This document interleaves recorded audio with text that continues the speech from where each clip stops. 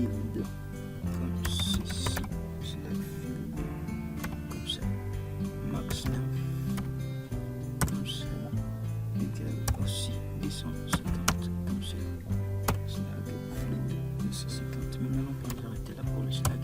Nous allons aussi lui mettre une contrainte. Les slacks, ça permet d'identifier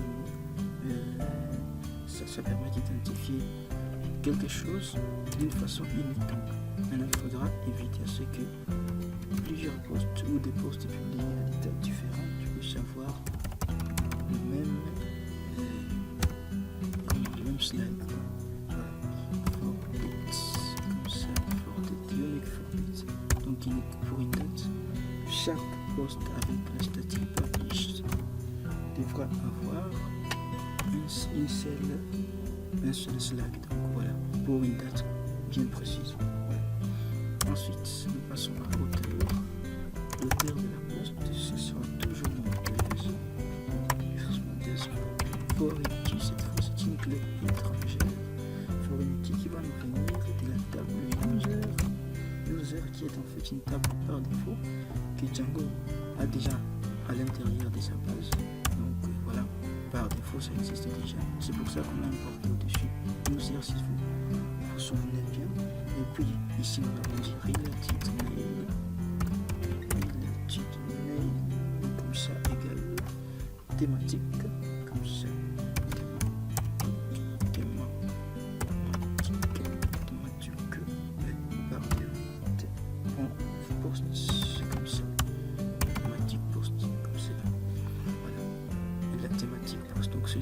Ça vient de posts. Donc vous voyez, on a concaténé les posts ici comme notre classe, donc notre table ici parce que c'est une table, et thématique pour notre application et posts. Voilà, on a combiné les deux là pour nous donner ces caractéristiques. Bon, après il y a l'avatar. On peut mettre aussi l'avatar en fait c'est l'image qui va identifier l'auteur. L'auteur peut aussi laisser une image, ça peut être un gif, quelque chose comme ça. Ça sera pas Sharfield, ça sera image field, comme ceci, image field. Et nous allons mettre l'endroit, donc les lieux où on peut stocker, la photo sera stockée parce que nous sommes ici encore en local. Upload tout, ça sera uploadé où, et là vous allez mettre par défaut une adresse. Bon, vous pouvez faire comme vous voulez, vous lui donnez une adresse accessible. Ici nous allons mettre dans image et puis profil, comme ceci. C'est à vous de définir encore une fois l'emplacement le plus accessible d'après vous. Bien. Ensuite il y aura la catégorie, on va catégoriser les posts. Catégorie comme ceci, catégorie, c'est l'autre champ. Ça sera cette fois-ci un point texte field, comme ceci. Le champ texte cette fois-ci parce que là c'était des caractères en fait, champ des caractères. Ici c'est un champ texte, vous voyez la différence. On n'a même pas besoin de préciser parce que déjà sa taille est précisée. Maintenant publish, la statique publish, ça sera modèle point la date en fait, la date de la publication, date time field, time, comme ça, time field, la zone, ça sera un champ des zones de temps, date time field. Il faut bien écrire les variables et puis auto égale true. Ça veut dire quoi? Ça va s'actualiser automatiquement. C'est ce que ça veut dire tout simplement. Auto-actualisation aster même, donc instant, au moment même où le truc est publié. Donc voilà, ça va tout simplement prendre cette valeur automatiquement. Ça ne sera pas quelque chose que vous aurez complété vous-même, ça va se compléter de soi. Alors, create pour dire le moment où le post a été créé. Donc il y a une différence entre le moment où il a été publié, parce qu'on peut on peut d'abord créer, puis ensuite on va publier par la suite. Mais là aussi, ça sera des time field, mais cette fois, nous allons mettre auto now, qui est comme cela, auto now égale true. On avait pas aussi plutôt comme ceci, égale true, comme cela. Maintenant, nous allons passer à la statue. Nous allons revenir encore à ces statuts ici. Nous allons définir les statuts par défaut, comme ceci. Voilà. Je vais prendre maintenant status. Cette fois-ci, c'est un nom de champ. Status, nom de liste. Un champ qui s'appelle status, ça sera charfield. Et encore une fois, on revient au charfield. Et puis, ça sera la taille maximum. Elle sera de max length. Elle sera tout simplement de 10. Et puis, choices, on va définir les choix. Comme ceci, et ça sera choices, comme ceci. Choices égale status, choices, comme ceci, status choices, il faut bien écrire, parce qu'un simple caractère qui manque, ça peut vraiment tout changer, ça peut compliquer, ça va débloquer par la suite. Alors, voilà, status choices et default égale draft. Voilà. Draft comme ceci. Pour dire que la statue par défaut, en fait, c'est le brouillon. Donc, par défaut, tout post qui sera d'abord créé, ça va être avec un statut de brouillon par défaut. Ça sera un brouillon d'abord avant qu'il ne soit publié. Et c'est tout à fait logique. Ensuite, à l'intérieur de notre classe mère, nous avons une classe secondaire qui s'appelle classe méta. Comme pour le métadonnées, ici ça va nous permettre de redonner l'ordre d'apparition ou l'ordre dans lequel vont être disposés les thématiques, les posts qui vont être publiés. Et là nous allons faire publish, mais en fait nous allons faire procéder des signes. Les données qui seront placées dans notre post ici, donc les posts, seront classés dans un ordre descendant. Un ordre descendant dans la base des données, ce qui veut dire qu'on va aller des plus récemment publiés aux plus anciennement publiés. C'est ce que ça veut dire tout simplement, publish. C'était des signements qui veut dire dans l'ordre descendant. Ensuite, il y a une autre petite fonction qu'on va mettre ici à la fin, ça sera def. C'est comme ça qu'on définit les fonctions. Python, ça sera. Parce que je vous avais dit que Django ici, nous l'utilisons en coordination avec Python. String et puis self. Ne vous étonnez pas, pour l'instant c'est du Python vraiment. Ça veut dire tout simplement un objet. Nous sommes en programmation avec l'objet. Les self ici, ça désigne un objet parce qu'ici, nous traitons d'une fonction. Et là, nous allons faire appel à l'objet lui-même. C'est pour ça, c'est comme ça qu'on exprime cela en Python avec l'outil self. Et puis on va dire self.titre. En d'autres termes, si vous avez bien saisi, ici notre objet s'appelle post. Ok, c'est pour cela que nous avons appelé ici l'objet. Avec cette fonction, nous avons appelé l'objet post self. Ensuite, dans cet objet-là, nous allons sélectionner l'attribut titre.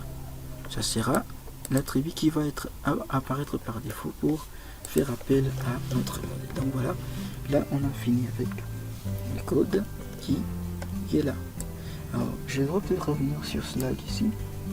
Slag, c'est un petit label toujours qui est utilisé dans les URL généralement en programmation web, qui peut être composé des lettres, des nombres, des chiffres, des tirés, des barres, des 8. Bon, ça permet en fait d'éviter les répétitions inutiles pour les posts tout simplement. Voilà pourquoi je vous avais dit qu'ici on va afficher les données qui ont été publiées à une date unique. C'est ça l'importance de Slack, c'est tout simplement en fait un label. Alors je vais enregistrer ça. Et bien à présent, nous avons créé notre modèle. Nous allons aller pour l'activer. L'activer, c'est-à-dire tout simplement pour permettre à l'application, en fait, à Django de reconnaître notre application et de créer une boîte de données pour les modèles que nous venons de créer ici dans Django. Voilà. Alors nous allons activer. Pour cela, je vous avais parlé d'un fichier très important ici au niveau des plateformes, les fichiers settings.py. Je vous avais dit, ça contient toutes les configurations pour le projet dans l'ensemble. Donc, quel que soit le nombre d'applications qu'on fera ici, on sera toujours obligé de recourir ici pour les faire reconnaître au niveau du projet. Sinon, ça ne marchera pas. Alors, qu'est-ce qu'on va faire? À ce niveau ici, au niveau d'Installed Apps, ici, nous allons faire thématique, comme ceci. Voilà, thématique, comme cela. Et une fois qu'on a défini thématique, c'est le nom tout simplement de notre application. À ce moment-là, si on enregistre, ça va être reconnu déjà par Django. Du moins, ça se trouve déjà parmi les applications qui vont être prises en compte par Django. Maintenant, il faut créer des migrations. Et les migrations, c'est pour que la base de données puisse se mettre à jour. Vous voyez qu'ici, nous avons un nouveau modèle. Je vous avais dit que ça, c'est en fait notre base de données. Les données qui vont aller dans notre base de données sont ici dans models.py. Alors, il faudra tout simplement, comme nous l'avons déjà complété ici dans Settings, les synchroniser avec notre base de données SQLite 3. Et pour cela, nous allons créer une migration. Pour créer la migration, je vais cacher ceci pour que vous voyez bien. Pour créer la migration, nous allons utiliser la commande make migration comme ceci. Python, toujours manage.py make migration, je crois que c'est migration comme ceci. Python manage.py make migrations, les noms de l'application pour laquelle on fait faire les migrations. Alors moi j'appuie comme ceci. Oh, nous avons un problème, on delete. Ah oui, ça c'est très important. Pour les versions de Python récents, pour les versions de Django très récentes, ça demande en fait cet attribut on. Oui, c'est très important pour les versions récentes de Python. Je vous avais dit, de Django je vais dire, je vous avais dit que j'avais travaillé avec Django 1.8 et à l'époque, cet argument n'était pas encore requis. Pour les champs, ici, en fait le problème se trouve à ce niveau, ici, là. À ce niveau où nous avons utilisé foreign key, ici, exactement ici. Ici, avec les versions récentes de Django, ça demande à ce que vous puissiez mettre cet attribut ici, on delete égale models.cascade. Ça va permettre en fait d'augmenter d'une certaine façon la manière dont peut être effacé les données en cascade. Vous voyez, donc vous avez une clé, parce qu'ici Opter, ça veut dire qu'Opter, ce n'est pas vraiment un champ qui est natif ici, ça vient d'une autre table. Alors, s'il s'agissait d'effacer des données par exemple, vous vous rendez compte que nous sommes ici en train d'utiliser un champ qui ne nous appartient pas, donc qui n'appartient pas au poste. Si nous étions amenés à effacer ici des données, bon, ça peut créer un problème parce que techniquement, si on est dans cette table ici, on n'a pas le droit de toucher à la table qui nous a envoyé ceci. Donc voilà, pour permettre justement ce qui est l'effaçage des données en cascade depuis les dernières versions, les récentes versions de Django, il faut ajouter ici cet attribut on delete. Je vais peut-être faire une petite recherche ici pour que vous en ayez le kernel. Si vous avez dit, la documentation est très importante. On delete comme ceci. Je vais chercher. Vous voyez, on delete est là. On nous dit même comment l'utiliser. Franchement, c'est vraiment cool. C'est ce que j'aime beaucoup avec Django, parce que ça nous permet de pouvoir y aller très facilement. On delete. Voilà, alors je vais simplement le copier. Moi, je vais même plus donner la peine. Je vais copier tout ça. Ensuite, je vais rentrer ici. Je crois que c'est à ce niveau-là. Et puis, je vais tout simplement ajouter ça ici, comme ceci. Voilà. Modèle.cascade. On delete modèle.cascade. Et comme ça, en tout cas, que ça a été utilisé ici. Voyez-vous. Donc c'est très important, c'est pour cela que je vous avais dit que la documentation c'est quelque chose de très important. Donc je vais revenir, et maintenant que j'ai corrigé l'erreur, je vais voir si ça marche. Je vais reprendre ma commande. Il y a toujours une erreur, le 21 post upload, ah oui, ça c'est une erreur. Regardez, ligne 20, nous sommes ici. Upload, ce n'est pas upload, c'est upload. C'est vraiment une erreur. C'est ça, c'est une erreur. comme ceci, voilà. Non, Dieu upload, ça devrait être upload. C'est pas upload, c'est upload. On va réessayer, toujours comme ça, c'est important aussi d'avoir des erreurs, ça permet de comprendre. Voilà, là on nous dit, model ordering must be a tuple list, even if you want to order. Oui, ça va être une erreur, oui. Regardez, ordering must be a tuple list. C'est toute une affaire, ça va être plutôt, regardez. Ici, là où on a oublié une virgule, regardez. Parce que ça doit être en fait un tube ou une liste. Je ne vais pas donner un cours de Python ici, mais il faut noter que c'est important, c'est pour ça. Je vous avais vraiment dit de faire attention à ce que vous êtes en train d'écrire. Il ne faut rien oublier. On risque de se faire prendre une grosse surprise à ce niveau-là. Donc voilà, c'est ça. Nous allons encore essayer. Je vous avais dit vraiment qu'il faut avoir les nerfs solides pour regarder mes données réseau. Alors, je vais refaire la même chose que tout à l'heure. Voilà. Là, ça veut dire qu'on a réussi parce que ça nous dit migrations for thematic. Ça c'est trop 0001 initial post create model post. Ça a été créé et là on a réussi. Donc ici bravo, félicitations, on y est vraiment arrivé. Pour le vérifier, il suffit d'aller dans votre app, vous voyez, il y a déjà les fichiers, et voilà, je clique bon. À l'intérieur, vous savez, votre table entièrement créée par Django, sans aucune intervention de votre part, juste avec la commande Make Migrations, vous voyez, il a tout ordonné tout seul, il a même placé un ID pour les habitués, sans avoir à rien faire. Ça, c'est vraiment, je pense, le point fort de Django, capable lui-même de générer du SQL sans qu'on se tourne la tête avec tout ça. Donc je veux qu'on se concentre sur l'essentiel. Et ici, je vais à présent faire en sorte que nous puissions voir. Il y a une possibilité de voir même les codes SQL qui a été utilisé par Django en interne sans vous avoir fait intervenir avec la commande SQL migrate comme ça. Python manage.py toujours.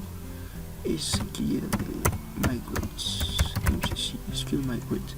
Et puis vous tapez le nom de notre application thématique, comme ceci, thématique, je crois. Puis vous mettez les noms ici de ces petits fichiers là. Vous commencez toujours par les 000, comme ceci, 0001, comme ça je crois. Oui. Donc je crois que c'était vraiment chez Python Manage STL migrate thématique 001. Ça devrait normalement marcher. Je valide. Voilà. Oula. C'est du SQL m'égare. Regardez. Ça a commencé par créer des posts, une table là. Donc ça a créé d'abord post comme étant notre modèle. Et ensuite ça a créé la base de données. Create table, la table post, vous voyez. Donc la table post est obtenue par concaténation du nom de l'application thématique qu'on a mis ici en minuscule, et puis bien sûr les noms de notre modèle qui est aussi mis entièrement minuscule. Vous pouvez voir, pour ceux qui sont habitués à la programmation, voit très bien qu'il s'agit d'un code authentique SQL. Voilà, si on était en train de travailler avec MySQL, on aurait dû taper tout ça. Tout cela, Django vient pour nous faciliter la tâche, donc c'est vraiment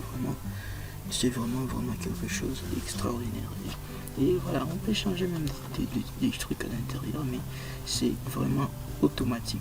Django le fait sans demander votre intervention. Tout ça, voilà, on le fait automatiquement. Bon, à présent, nous allons synchroniser notre base de données avec les nouveaux modèles. Et pour cela, on va employer une commande toute simple qui s'appelle migrate, comme ceci.